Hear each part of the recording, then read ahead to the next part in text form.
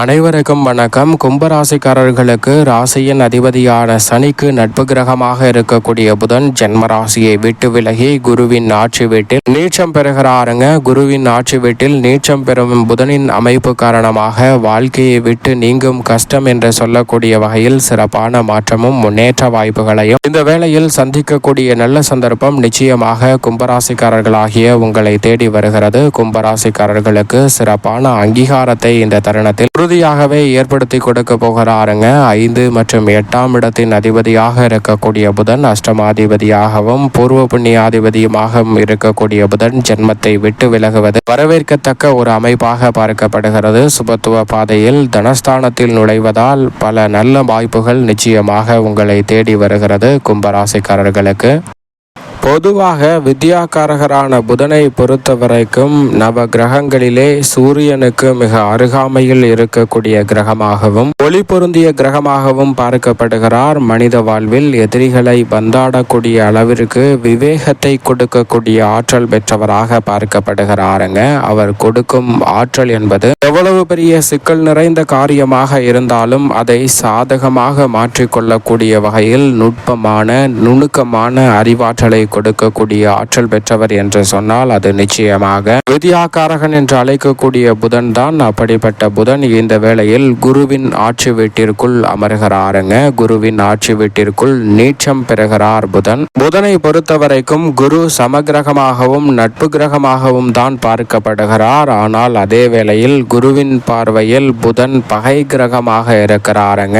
எனவே அவர் இந்த வேளையில் நீச்சம் பெறுவது என்பதும் சாதகமான ஒரு அமைப்பு உறுதியாக பார்க்கப்படுகிறது. எனவேதான் வாழ்க்கையை விட்டு விலகும் கஷ்டம் என்று சொல்லக்கூடிய வகையில் பல சிரமங்கள் நிச்சயமாக குருவின் ஆட்சி வீட்டில் நீச்சம் பெறும் புதனின் அமைப்பால் உறுதியாகவே கிடைக்க இருக்கிறது. அது மட்டுமல்லாது பொதுவாகவே புதனை பொறுத்தவரைக்கும் மனித வாழ்வில் அளவற்ற ஞானத்தையும் செல்வத்தையும் பெற வேண்டும் என்றால் புதன் சாதுரியமாக இருக்கும் போதுதான் அவை வெற்றிகரமாக அமையும். அப்படிப்பட்ட புதன் நீச்சம் பெறக்கூடிய இந்த வேளையில் உணர்ச்சி வசத்திற்கு இடம் கொடாமல் பல பணிகளை நிதானத்துடன் கையாளக்கூடிய சந்தர்ப்பம் நிச்சயமாக கிடைக்க இருக்கிறது. அது மட்டுமல்லாது அறிவு, கணிதம், எண், ஜோதிடம், கம்ப்யூட்டர், மீடியா, செய்தித்தாள், பேச்சுத்திறன், பயந்த சுபாவம், நகைச்சுவை உணர்வு, மற்றவர்களுக்கு போதிக்கும் ஆற்றல் என அனைத்தையும் அளவற்ற முறையில் அள்ளி கொடுப்பவர்தான் புதன். அவர் இந்த வேளையில் நீச்சம் பெற்றிருந்தாலும் நிதானத்துடன் செயல்படக்கூடிய நல்ல சந்தர்ப்பத்தை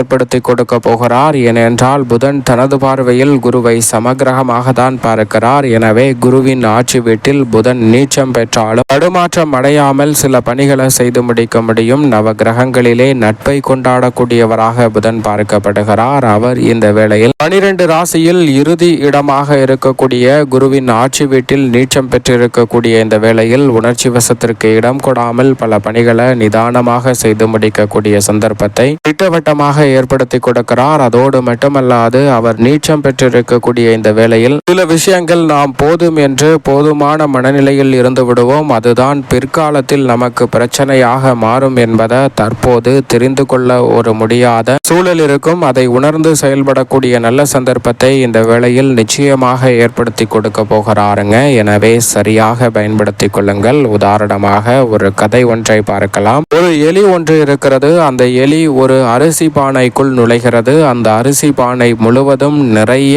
அரிசி இருக்கிறது. அந்த எலி நினைத்திருந்தால் மேலேயே அரிசியை தின்னுவிட்டு அந்த பானையில் இருந்து வெளியே சென்றிருக்க முடியும். ஆனால் அரிசி பானையில் தானியங்கள் அரிசி நிறைய இருந்ததால் அந்த எலிக்கு உணவு தேடி வேறு இடம் செல்ல வேண்டாம் என்று நினைத்து அங்கேயே அந்த எலி இருக்க ஆரம்பிக்கிறது. அதற்கு தேவையான உணவை சாப்பிட்டு விட்டு பிறகு தூங்கி ஓய்வெடுத்து மீண்டும் அதில் இருக்கக்கூடிய உணவை தானியங்களை காலி செய்கிறது. இப்படியே இந்த அரிசி பானைக்குள் நுழைந்த எலியானது மகிழ்ச்சியாகவும் நிம்மதியாகவும் இருக்கிறது என்று நினைத்து ஒரு கம்ஃபர்ட் ஜோனில் அந்த இடத்தில் இருந்து விடுகிறது. நாளடைவில் அரிசி பானையில் அரிசி பாதிக்கு மேல் காலி ஆகிறது. பிறகு முழுமையாக தீர்ந்து விடுகிறது. முழுமையாக தீர்ந்ததற்கு பிறகுதான் அங்கிருந்து உணவு கிடைக்காமல் வேறு எங்கு சென்று உணவை தேடுவது என்று முயற்சி செய்யும் போது அந்த பானையிலிருந்தே அந்த எலியால் வெளியே போக முடியாமல் பல வகையான பிரச்சனைகளை அதற்கு பிறகு சந்தித்து அந்த பானையிலே அந்த எலியின் ஆயுசு என்பது முடிந்து விடுகிறது. இதுபோன்றுதான் நம்மளும் பல நேரங்களில் சில விஷயங்களை போதும் என்ற மனநிலையுடன் இதுதான் சரி என்று நினைத்து சில விஷயங்களை தவிர்த்து அதிலே அப்படியே இருந்து விடுகிறோம். ஆனால் புதன் நீச்சம் பெறக்கூடிய இந்த வேளையில் சில நுட்பங்களை இந்த தருணத்தில் கற்றுக்கொள்வதோடு அதை செயல்படுத்தி மிக பெரிய அளவில் சவால் நிறைந்த பணியாக இருந்தாலும் அவற்றை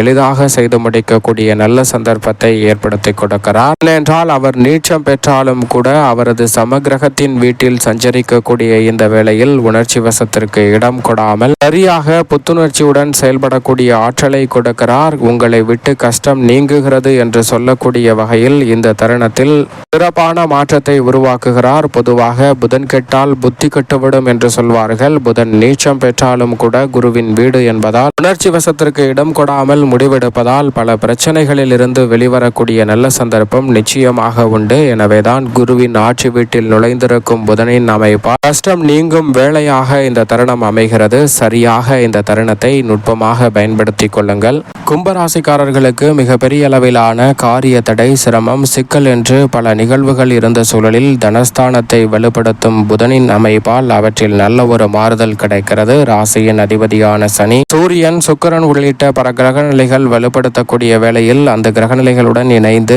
புத ஆதித்ய யோகம், புத சுக்கிர யோகம் உள்ளிட்ட பல யோகங்களை உருவாக்கி கொடுக்கக்கூடிய இந்த வேளையில் நிச்சயமாக நீங்கள் எதிர்பார்க்கக்கூடிய சிறப்பான வாய்ப்புகளை இந்த தருணத்தில் ஏற்படுத்தி கொடுக்கிறாருங்க. பொருளாதார நிலை மேம்படையக்கூடிய வகையில் இந்த தருணத்தில் மிக வலுவாக தனஸ்தானத்தில் அமர்கிறார். எனவே தனரீதியான வாய்ப்புகள் நிச்சயமாக உண்டு. குடும்பத்தில் பல்வேறு வகையில மகிழ்ச்சியும் மனநிறைவும் கிடைக்கும். வார்த்தைகளை அதிக கவனத்துடன் இந்த தருணத்தில் கையாள முடியும். பாகிஸ்தானத்தை மிகவும் வலுவுள்ளதாக மாற்றுவதோடு மட்டுமல்லாது அஷ்டமஸ்தானத்தை பார்ப்பதால் அஷ்டம பாதிப்புகள், தடைகள், சிரமங்கள் இந்த தருணத்தில் முற்றிலுமாக விலகி மிக சிறப்பான முன்னேற்றம் உறுதியாகவே உங்களை தேடி வரக்கூடிய நல்ல சந்தர்ப்பம் இந்த தருணத்தில் கிடைக்க இருக்கிறது. தள்ளி தள்ளி சென்ற பல காரியங்களை இந்த தருணத்தில் விரைவாக செய்து முடிக்கக்கூடிய முதன்மையான சந்தர்ப்பம் இந்த தருணத்தில் உண்டு. புதிதாக வீடு, வீட்டுமனை, வாகனம் வாங்கக்கூடிய முயற்சியில் நிச்சயமாக காரிய வெற்றி கிடைக்கும். உத்தியோகம், தொழில் ரீதியாக உங்களுக்கு மதிப்பும் மரியாதையும் கிடைப்பதோடு அங்கீகாரத்தை பெறக்கூடிய வகையில் சிறப்பான அற்புதமான வாய்ப்புகளை இந்த வேளையில் ஏற்படுத்தி கொடுக்கிறார். எனவே சரியாக இந்த தருணத்தை கும்பராசிக்காரர்கள் பயன்படுத்தி கொள்ளுங்கள். இறை வழிபாட்டை மேற்கொள்வதால் இரட்டிப்பு நன்மை கிடைக்கும். எண்ணிய காரியங்கள் அனைத்தும் வெற்றிகரமாக அமையக்கூடிய சந்தர்ப்பம் உண்டு.